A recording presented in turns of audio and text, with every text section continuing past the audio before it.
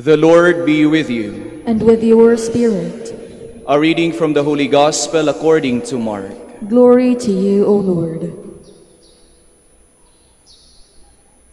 Jesus said to his disciples, "In those days after that tribulation, the sun will be darkened, and the moon will not give its light, and the stars will be falling from the sky, and the powers in the heavens will be shaken.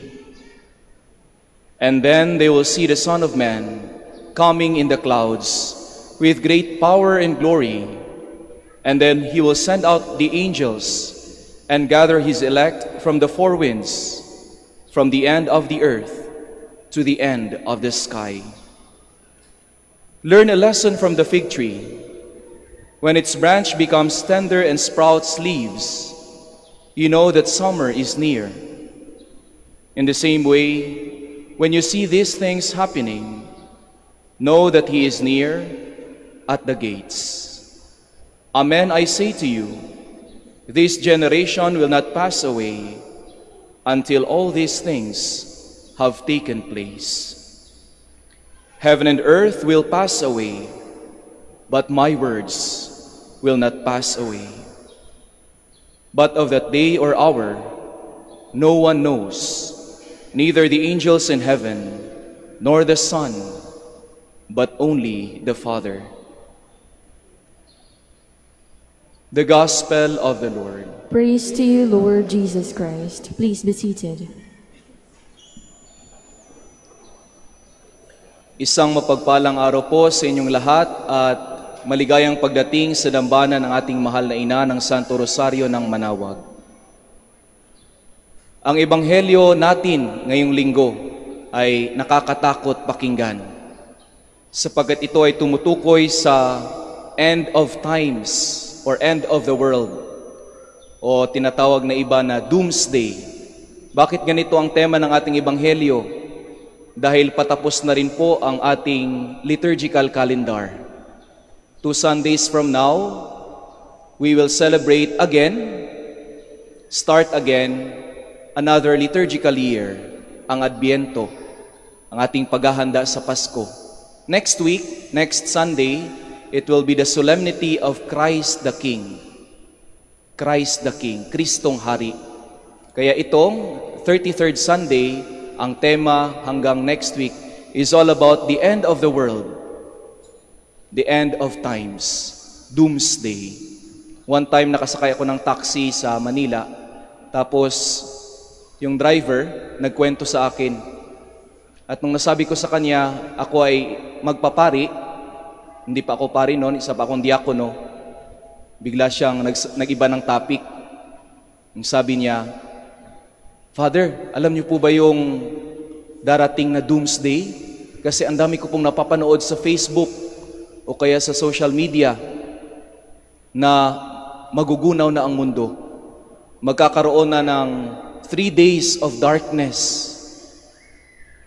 Kaya marami daw sa mga tao nung napanood yung video na yon ay nagpanic buying, natakot.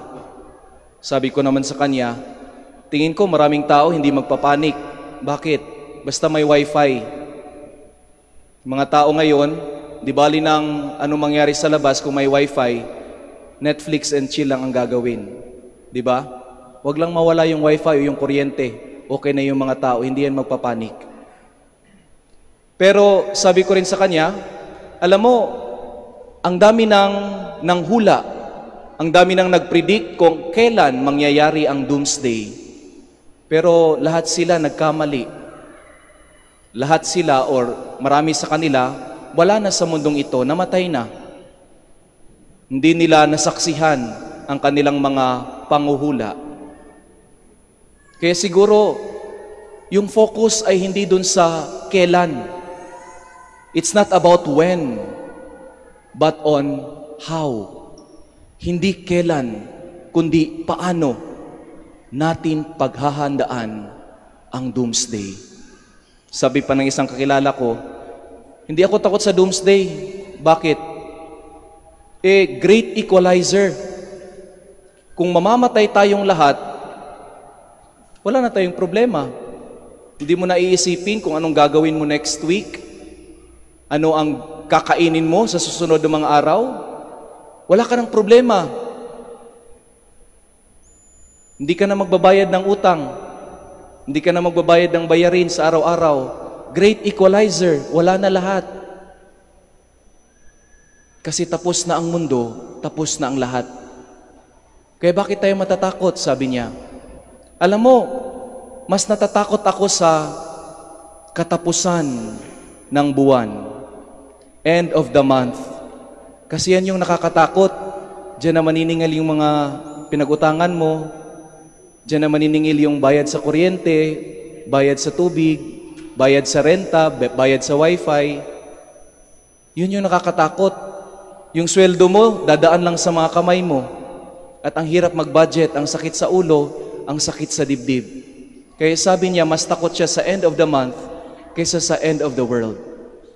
Alam ko, he's just doing it or saying it jokingly. Joke lang niya yon. But actually, there's a truth to it. Dahil kung napaka-concern natin sa bagay na hindi natin alam, dapat mas concern tayo sa mga bagay na alam natin. Yung sarili natin, yung disposisyon natin, yung kalagayan ng ating puso, yung kalagayan ng ating kaluluwa, yung kalagayan ng ating pamilya. And I'm not saying this referring only to our physical needs. Yung kakainin natin, dadamit natin, hindi lang iyon. But more on our eternal needs. Our eternal needs.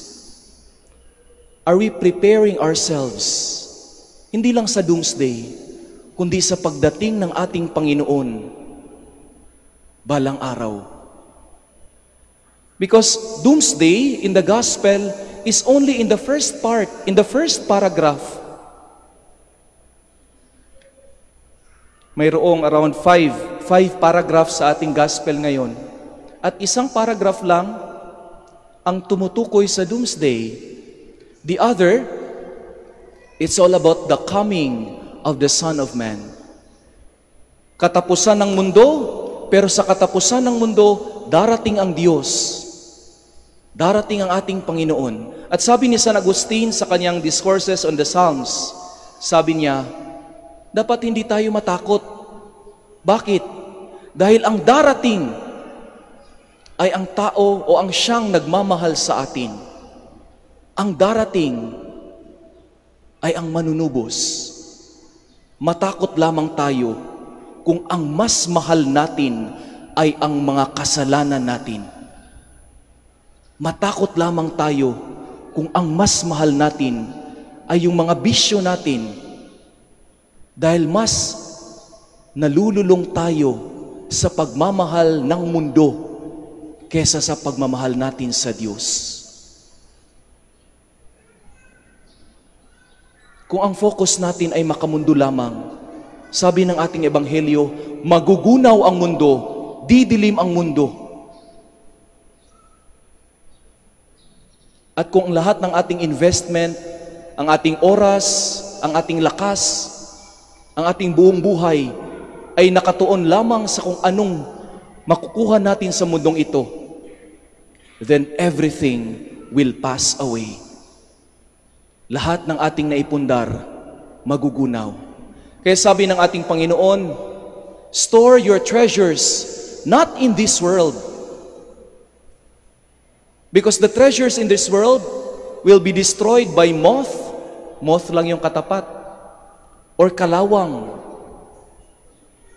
O kaya naman ng mga magnanakaw. Nanakawin lang yan. Lahat ng naipundar mo sa mundo, mawawala yan.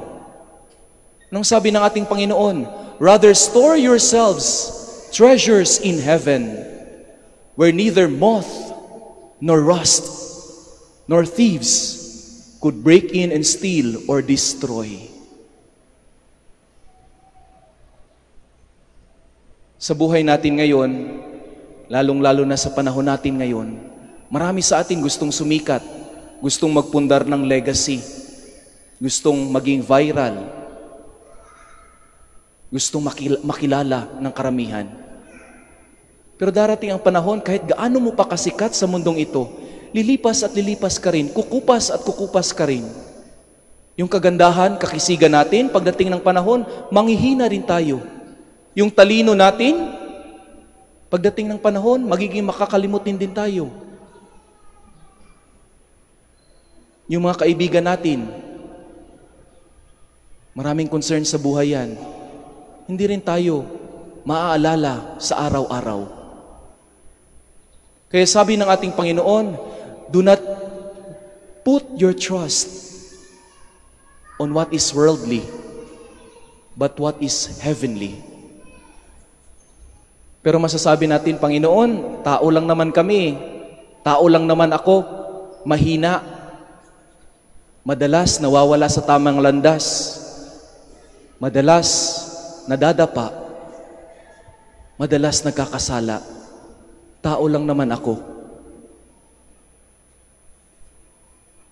Ang kagandahan nito, malinaw na sinabi sa ating second reading, in the letter to the Hebrews, we have someone who has offered the perfect sacrifice upang mailigtas tayo sa ating kasalanan. Sinasabi ng ating Panginoon, hindi lang ikaw, hindi lang ako lang, hindi ako lang, hindi ikaw lang. Jesus is with us in our struggles, in our pursuits, in our perseverance, sa ating pagsisikap na magpakabanal. Dahil kung tayo-tayo lang, hindi natin kaya. Ang dami ng sumubok, ang dami ng sumuko. Bakit? Sila lang eh. But here Jesus says, I am with you. Be with me in this perfect sacrifice. At saan po natin mahahanap yung perfect sacrifice na iyan? Mahahanap po natin yan dito sa ating ipinagdiriwang na misa. Jesus Christ offered Himself once and for all, isang beses lang. Ngunit dahil Siya ay nananahan sa tabi ng ating Diyos Ama, He spans all eternity, all time. Sabi ni San Pedro sa kanyang ikalawang sulat, a day for God is equal to 1,000 years, and 1,000 years is equal to a day. Walang kaibahan ang isang araw sa 1,000 taon para sa Diyos. And every time we participate and receive the body and blood of Christ in this eternal sacrifice sa misang ito, tayo ay nakikibahagi, nakikiisa sa pag-aalay ng Diyos na panghabang buhay, pangwalang hanggan. Kaya di ba, alam kong na-experience nyo rin yan, every Sunday, nawawala yung concerns natin sa buhay, nawawala yung concerns natin sa mundo, tuwing tayo ay nakikimisa at nakikiisa. We feel so light, ang gaan sa pakiramdam, ang gaan sa kalooban, naialay ang ating mga concerns sa buhay kasama ng pag-aalay ng Diyos. That's just a foretaste, patikim lang yan sa biyayang ipagkakaloob sa atin ng Diyos. And so my dear brothers and sisters, it is not about prediction. Rather, it is about preparation. It is not when, but how. It is not about fear, but hope. Because the one coming, even when the world will end, is the one who will save us, who will keep us in His love. Subalit, dahil nga sa daming concerns natin, baka hindi natin makilala ang Diyos. Hindi natin makilala ang pagdating ni Kristo. Baka nakafocus tayo masyado sa mga pangyayari, sa mga external events. Paano ba natin makikilala ang Diyos? Isa na riyan ang misa. Isa na riyan ang pagbabasa ng Biblia in order for us to learn and listen the message and the voice of God for us. And lastly, makikilala natin ang Diyos sa pamamagitan ng mga mahihirap. Today we are celebrating the World Sunday of the Poor para sa mga mahihirap, para sa mga dukha. Ang ating Panginoong Hesus na rin ang may sabi, "Whatever you do to the least of my brothers and sisters, you do to me." Kung anumang ginagawa mo sa inyong mga kapwa na mas nakabababa sa iyo, yan ang ginagawa mo sa Diyos. Kung paano mo tinuturing, kinikilala ang mga dukha, diyan mo rin tinuturing at kinikilala ang Panginoon. Kung hindi natin kilala ang mga dukha, baka hindi rin natin kilala ang Diyos.